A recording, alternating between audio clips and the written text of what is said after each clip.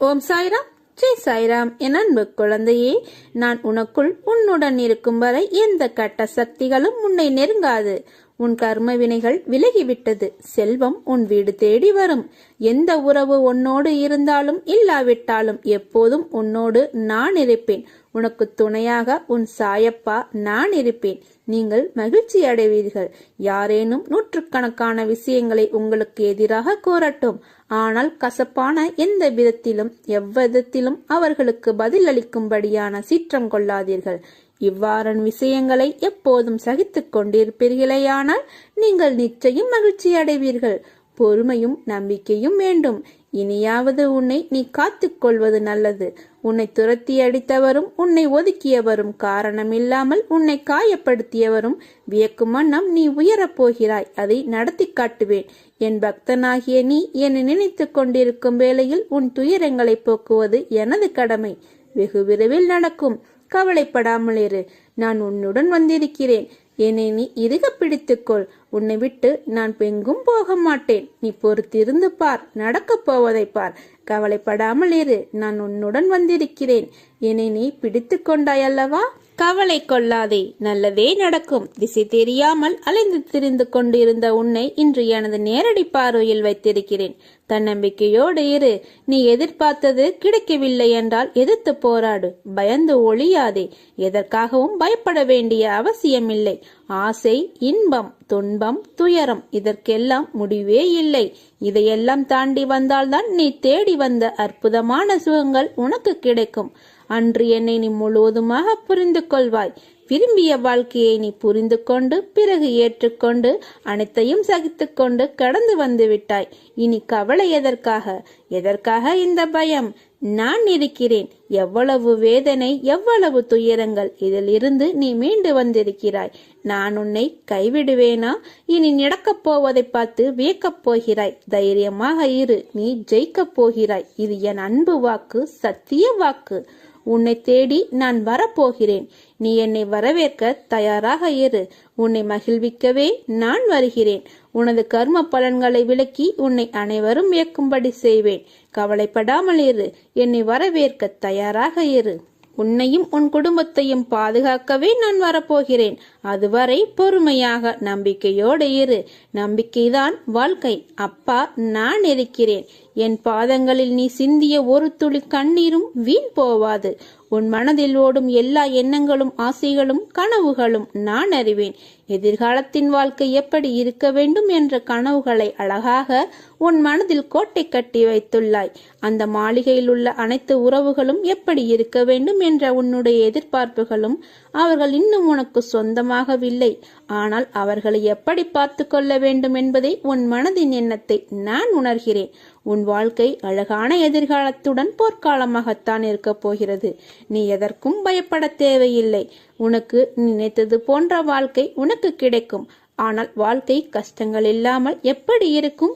பகல் இரவு என இருப்பது போல இன்பம் துன்பம் என்ற இரண்டு பக்கங்களும் இருக்கும். வாழ்க்கையில் நிம்மதியான சந்தோஷமான சூழ்நிலைகள் அமைய வேண்டுமென்றால் சில மேடு பள்ளங்களை தாண்டித்தான் வந்தாக வேண்டும். உழைத்து அதற்கான தகுதியை நீ வளர்த்துக்கொள். நிச்சயம் நீ வெற்றி பெறுவாய். அதில் நான் உன்னை வெற்றி பெற வைப்பேன். நான் சில உனக்கு அறிவுரைகளை கூறுகிறேன். நிகழ்கால வாழ்வு என்பது மிகவும் முக்கியம். எதிர்காலம் நல்லதாய் அமைய வேண்டுமென்றால் என் சொல்படி நடந்து கொள். நான் கூறுவதை காதில் வாங்கிக் கொண்டு உன் புத்தியிலும் மனதிலும் பதித்து வை. உன் வாழ்க்கையில் நீ அடுத்த நிலைக்கு செல்ல போகிறாய். அதனால் இப்போது இருக்கும் துன்பத்தை பற்றி கவலைப்படாமல் உன் வேலையை தொடர்ந்து செய். நீ வெற்றி பெறுவாய். உனக்கு நான் துணையாக இருப்பேன். ஏன் இத்தனை கேள்வியும் கொதிப்பும்? உன் மனதில் இருக்கும் அனைத்தையும் நான் அறிவேன். நான் பெற்றெடுத்த பிள்ளை நீ. உன்னை விட்டு நான் எப்படி போவேன் என்று நீ எப்படி நினைக்கலாம்? உன்னை வலுப்படுத்தவே நான் வந்துள்ளேன். நீ அறிந்தது இந்த ஒரு ஜென்மத்தில்தான் நான் உன்னுடன் இருக்கிறேன் என்று. எல்லா ஜென்மத்திலும் உன்னுடன் தான் நான் இருக்கிறேன், இருந்தேன், இருப்பேன். உன் உயிரின் அகண்டமாய் உன்னுடன் தான் நான் இருப்பேன். உனக்கான எல்லாம் நான் தருவேன். கொஞ்சம் காலம் பொறுத்து கொண்டாய். இன்னும் கொஞ்சம் பொறுத்துக்கொள். உன்னை புறக்கணித்தவர் உன்னை தேடி நீ காட்டிய அன்பானது தூய்மையானது என்று உணர்ந்து வருவார்கள். உன் அன்புக்காக ஏங்கி உன் அருமையை புரிந்து வருவார்கள். உன் ரணப்பட்ட மனதிற்கு மருந்தாக உனக்கு சுகம் பெற செய்வேன். இப்போது உள்ள மனநிலை கஷ்டங்களை பார்த்து மறுத்து போய் கண்ணீர் வற்றி இருக்கிறாய். இதை அனைத்தும் நான் மாற்றி அமைப்பேன். நீ என் மேல் கொண்ட பக்தியானது உலகை விட பெரியது. உன்னை என் பிள்ளை என்று சொல்லும் போது ஏற்படும் ஆனந்தத்தை வார்த்தைகளால் சொல்லி உணர வைக்க முடியாது. என் பிள்ளைகளுக்கு வாழ்க்கையில் நல்ல விஷயங்கள் அடியெடுத்து வைக்கும் காலம் வந்துவிட்டது. நீ என் பிள்ளை, அன்புக்கு பெயர் கொண்ட பிள்ளை. உன் மனதில் குதர்க்கமான எண்ணங்கள் எழுந்தால் அதை விட்டுவிடு. அதை பெரிதாக எடுக்காதே. மனமும் புத்தியும் நமக்கு பாதி நண்பன், பாதி எதிரி. அதனால் அவற்றை என் பாதத்தில் வைத்துவிடு. நான் பார்த்து கொள்கிறேன். நிறை குறை என எல்லோரிடமும் உண்டு. அதை திருத்த நீ முயற்சி செய். இப்படி குறையுடன் இருக்கிறோமே என்று வருத்தப்படாதே. நான் இருக்கிறேன். என் ஆசியும் அருளும் உனக்கு உண்டு. நீ நன்றாக நலமுடன் நல்ல ஆரோக்கியத்துடன் வாழ்வாய். உன் அம்மாவாக அப்பாவாக என்றும் உன்னை அரவணைத்து காப்பேன். இந்த உலகத்தில் அனைத்து ஜீவராசிகளும் எனது கட்டளைக்கு உட்பட்டவை. அது யாராக இருந்தாலும் விதிக்கப்பட்ட கர்ம பலன்களை அனுபவித்தே ஆக வேண்டும். இது உலக நியதி. ஆனால் உனது கர்ம பலனையும் அனைத்து ஜீவராசிகளின் கர்ம பலன்களையும் சேர்த்து நான் சுமந்து கொண்டிருக்கிறேன். நீ செய்யும் அனைத்திற்கும் கணக்கு வைத்திருக்கிறேன். எனக்கு தெரியாது என்று மட்டும் நினைக்காதே. ஒவ்வொரு செயலிற்கும் தனித்தனியாக கணக்கு வைத்திருக்கிறேன். எல்லாவற்றையும் செய்துவிட்டு எப்படி உன்னால் அழைக்க முடிகிறது? என்னை எப்படி எனது நாமத்தை உச்சரித்துக் கொண்டிருக்கிறாய்? உன் மனதில் எந்த சலனமும் இல்லாமலாயிருக்கிறாய். நான் உனது பாவ மூட்டையை சுமந்து கொண்டிருக்கிறேன். நீ செய்த தவறை உணர்ந்து கிடைத்த வாழ்க்கையை நிம்மதியாக வாழ கற்றுக்கொள். என் மீது முழுமையாக பக்தியை செலுத்து. உனக்குள் இருக்கும் கெட்ட எண்ணங்களை மாற்றுவதற்கு வழி செய்து கொண்டிருக்கிறேன். உனது சுபாவத்தை மாற்றிக்கொள்ள முயற்சி செய். உனக்கு வாழ்க்கையில் ஏற்பட்ட துயரங்களை விரைவில் அகற்றி உனக்குள் இருக்கும் கெட்ட சிந்தனைகளை ஒழிக்கப் போகிறேன். காத்திரு. நீ எனது பிள்ளை. உன்னை கண்டிக்க புத்தி புகுட்ட எனக்குத்தான் உரிமை இருக்கிறது. கவலைப்படாமல் இரு. நீ மாறப்போகிறாய். பொது வாழ்க்கையை அனுபவிக்கப் போகிறாய். தைரியமாக இரு. ஜெயிக்கப் போகிறாய். அன்று என்னை புரிந்து கொள்ள முயற்சி செய்வாய். பேச முடியாமல் தவிப்பாய். என்னை தேடி அலைந்து ஓடி வருவாய். ஆனந்தத்தில் என்னை பார்த்து அழுது விடுவாய். உன்னை தோற்க விடுவேனா? அதற்காகவா நான் உன்னை தேடி வந்திருக்கிறேன்? கவலைப்படாதே. நிச்சயமாக உன்னை கரை சேர்ப்பேன். இது தெரியாமல் கவலைப்பட்டு கொண்டிருக்கிறாய். நம்பிக்கையோடு இரு. நம்பிக்கைதான் வாழ்க்கை. அப்பா நான் இருக்கிறேன் நிழலாக. பஞ்சபூதங்களான இவ்வுடம்பு அழியக்கூடியது, நிலையற்றது. ஆனால் அதனுள் இருக்கும் ஆன்மாவே பரம்பொருள். அதுவே அழியாததும் நிலையானதுமான பரிபூர்ண உண்மையாகும். இப்புனித மெய்மை உணர்வு நிலை அல்லது பிரம்மமே மனதிற்கும் புலன்களுக்கும் அதிபதியாகும். நம்மை ஆட்டுவிப்பவரும் நம் சாய்பாபாவே. அவரே நம் பரம்பொருள். பயபக்தியோடும் உண்மையோடும் ஆன்ம உணர்வோடும் கண்ணீரோடும் நீ என்னிடம் செய்கின்ற பிரார்த்தனைகளுக்கு கேட்டுக்கொண்டு தான் இருக்கிறேன். நான் அளிக்கும் பதில்களை உன்னால் புரிந்து கொள்ள முடியாமல் போய்விடுவதால் உன் மனம் போன போக்கில் சுதந்திரமாக நடந்து தட்டி கழித்து விடுகிறாய். அதனால் பலனை அடைய முடிவதில்லை. உன் விருப்பப்படி செய்யவும் நடக்கவும் வாழவும் நான் உனக்கு சுதந்திரம் கொடுத்திருக்கிறேன். அதனால்தான் என் செய்கைகளை புரிந்து கொள்ளாமலும் எனக்கு கீழ்ப்படிந்து நிற்காமலும் உனது சுயமான போக்கின்படி உன்னால் நடக்க முடிகிறது. இந்த சுதந்திர உணர்வுதான் உன்னை இந்த அளவுக்கு கீழே இறக்கி வைத்து விட்டது. கீழே இறங்கிவிட்டோமே என்று வருத்தப்படுகிறாய். கீழே வந்து விட்ட போதும் உன்னை நினைத்து பெருமைப்படுகிறேன். உனது இரக்கமுள்ள குணம், பிறருக்கு உதவ வேண்டும் எனும் உன்னத மனோபாவம், இந்த நிலையிலும் பிறர் கஷ்டப்படுவதை காண சகிக்காத மனம், இருக்கும் இடத்திற்கு விசுவாசத்துடன் நடந்து கொள்ள வேண்டும் என்று நினைத்து அதன்படி நடந்து வந்தால்தான் கீழ்நிலைக்கு இறங்க நேர்ந்தது என்று நினைக்கிறாய். கெட்டவர்களும் கெடுமதி உள்ளவர்களும் நன்றாக இருக்கும்போது நல்லவர்களான நாங்கள் மட்டும் ஏன் கஷ்டப்பட வேண்டும்? கஷ்டத்தை மட்டும் ஏன் கடவுள் எங்களுக்கு பரிசாக தர வேண்டும் என்று நினைக்கிறாய்? உன்னை போல நல்லவர்களும் இப்படித்தான் புலம்புகிறார்கள். இது இன்றோ நேற்றோ தொடங்கி நடந்து வருகிற விஷயம் அல்ல. காலம் காலமாய் நல்லவர்கள் புலம்பும் தொடர்கதைதான். நான் உன்னிடம் பிரத்யட்சியமாக விளங்க வேண்டும் என்றால் நீ கஷ்டப்பட்டுத்தான் ஆக வேண்டும். ஏனெனில் நான் நல்லவர் மனதில் மட்டுமே வாழ முடியும். கெட்டவர்கள் மனதில் எனக்கு இடமேது? இப்படி உன்னை கஷ்டப்படுத்தி வாழ்வதால் என்ன பலன் என்று நீ நினைக்கலாம். நான் உன்னை பக்குவப்படுத்தி பெருமைப்படுத்துவதற்கு உனக்கு தந்த வரப்பிரதசமாக இது கொடுத்திருக்கிறேன். உன்னுடைய தகுதிக்கும் தாங்கும் சக்திக்கும் ஏற்பத்தான் கஷ்டத்தை தருகிறேன். இதை உன்னால் சமாளிக்க முடியும் என்று தெரிந்த பிறகே கஷ்டம் வர தயாராக இருக்கிறது. இந்த நேரம் நீ வேகமாக செயல்பட வேண்டும். நிறைய சிந்தனை செய்ய வேண்டும். இதன் மூலம் இப்போது உள்ள நிலையை விட பல மடங்கு உயர்வடைய வேண்டும் என்பதற்காகவே இதை உனக்கு கொடுத்தேன்.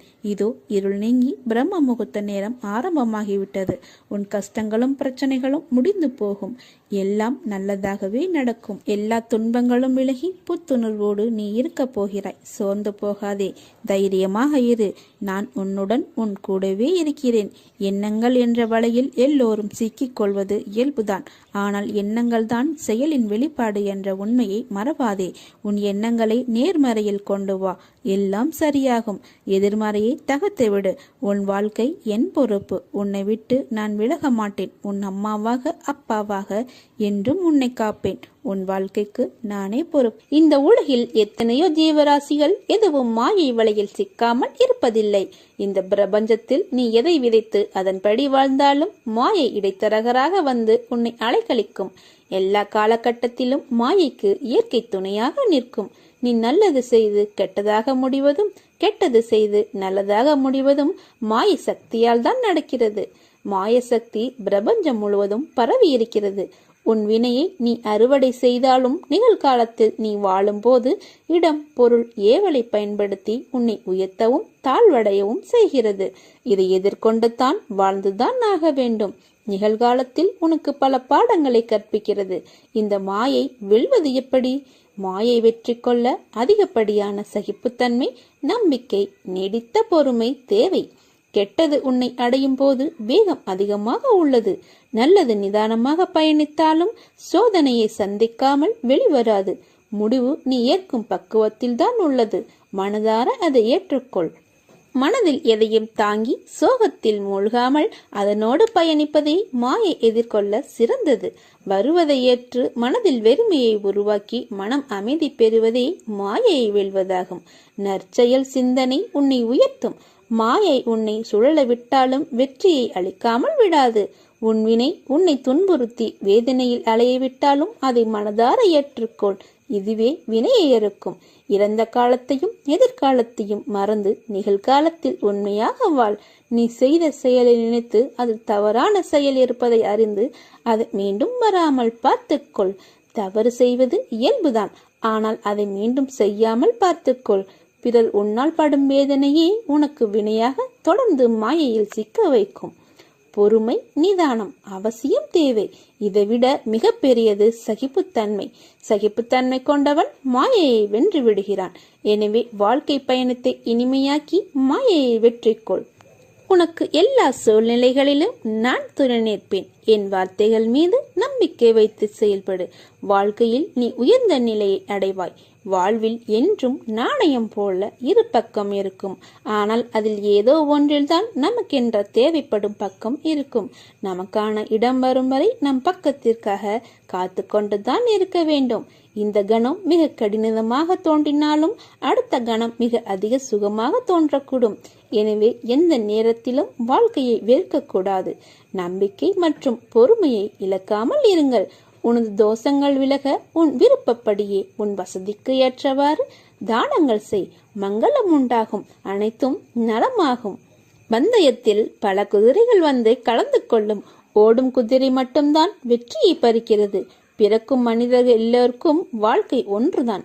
நம்பிக்கை கொண்டு முயற்சிப்பவர்க்கும் தான். மனிதன் எந்த மதத்தையும் பின்பற்றலாம். ஆனால் ஒரே ஒரு மதத்தை மட்டும் பின்பற்றக்கூடாது. அதுதான் தாமதம். என் திறமையை நீ தெரிந்து கொள்ளாமல் இருக்கிறாய். பிற உலகை நம்பி என்னை உதாசீனப்படுத்துகிறாய். அப்படி இருக்கையில் என் உதவி உனக்கு எப்படி கிடைக்கும்? நான் இருக்கிறேன் என்ற விஷயத்தை நீ மறந்து விடாதே. நீ இருப்பதையும் நான் மறக்க மாட்டேன். நம்முடைய இருவரின் அனுபந்தத்திலேயே நான் இருக்கிறேன். அதை தெரிந்து கொள். அது போதும். நான் உன்னை காப்பாற்றுகிறேன். எல்லாம் நன்மைக்கே என்று நம்பு. உன் நம்பிக்கையும் பொறுமையும் தான் வாழ்க்கையை வெற்றி என்னும் திசையில் பயணிக்க வைக்கும். நீ சிறு வயது முதற்கொண்டே கஷ்டங்களை பார்த்து வளர்ந்து இன்று முன்னேறும் தருவாயில் ஏற்படும் தடைகளால் மனதைரியத்தை இழந்து வருகிறாய். துவளாதே, உனக்கு துணையாக நான் வருவேன். உன்னை சிம்மாசனத்தில் அமர்த்தும் வரை உன்னை நான் தாங்குவேன். இது என் சத்திய வாக்கு. நீ என் அதிதீவிர விசுவாசி. நீ என்னுடன் மிகவும் நெருக்கமாக இருப்பதால் ஒவ்வொரு முறையும் நீ உன் கண்களை மூடும் போது என் இருப்பை நீ உணர வேண்டும். உன் ஆழ்மனதில் ஆழமாக பார். நான் உன் பெயரை அன்புடன் அழைப்பது உனக்கு கேட்கவில்லையா?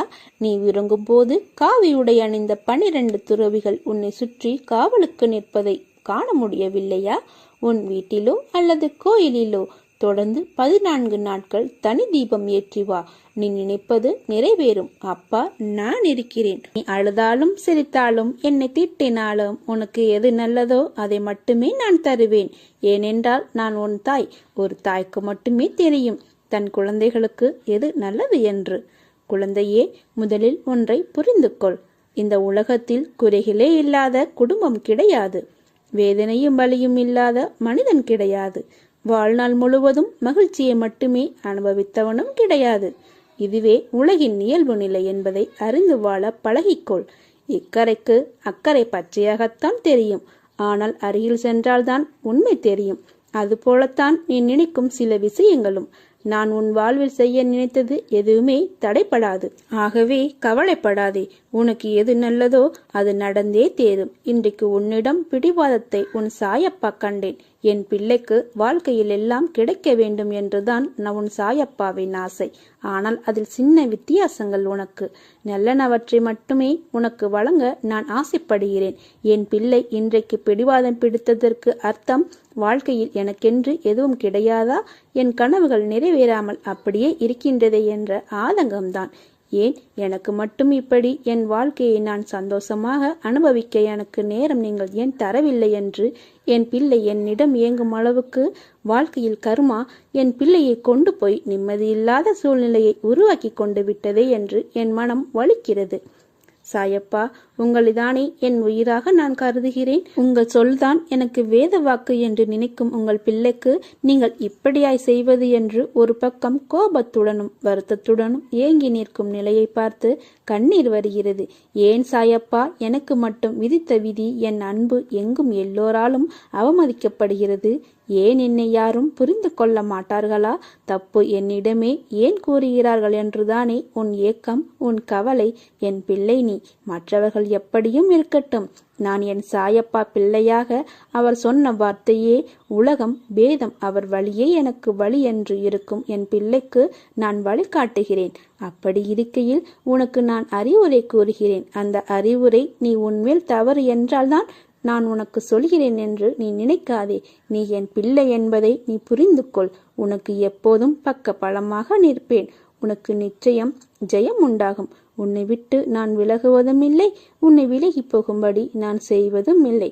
உன் அம்மாவாக அப்பாவாக என்றும் இருப்பேன். கவலையை விட்டொழியும். உறுதியுடன் இரு. என் பக்தர்கள் துக்கப்படுவதில்லை. சீரடியில் நீர் கால் வைத்த அக்கணமே உம்முடைய துன்பத்திற்கு முடிவேற்பட்டு விட்டது. நீ தடங்கல்கள் என்னும் கடலில் கழுத்து வரை மூழ்கி போயிருக்கலாம். துக்கமும் வேதனையுமாகிய படுகுழியில் ஆழமாக அமிழ்ந்து போயிருக்கலாம். ஆனால் யார் இந்த மசூதி மாயின் படிகளில் ஏறுகிறாரோ அவர் சுகத்தின் மீது சவாரி செய்கிறார் என்று அறிந்து கொள்ளுங்கள். வானமே இடிந்து மேலே விழுந்தாலும் உன் நிலையில் நீ உறுதியாக ஏறு.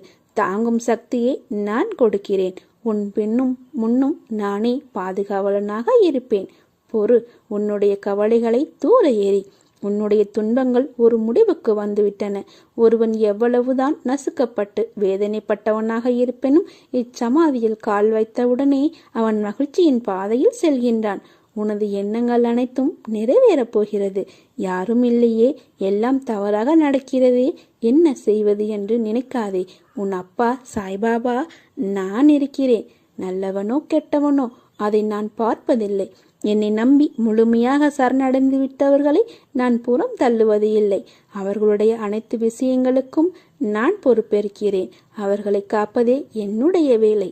அவர்களின் நன்மை தீமை கணக்கை பார்த்து காப்பாற்றும் தன்மையுள்ளவன் அல்ல நான். அதை வேறு ஒருவன் பார்த்து கொள்வான், அதற்கேற்ப பலன் தருவான். நான் தரும் நன்மைகள் அனைவருக்கும் பொதுவானவை. எனது தராசு தட்டுக்கள் யாருக்காக ஏறுவதும் இல்லை, இறங்குவதும் இல்லை.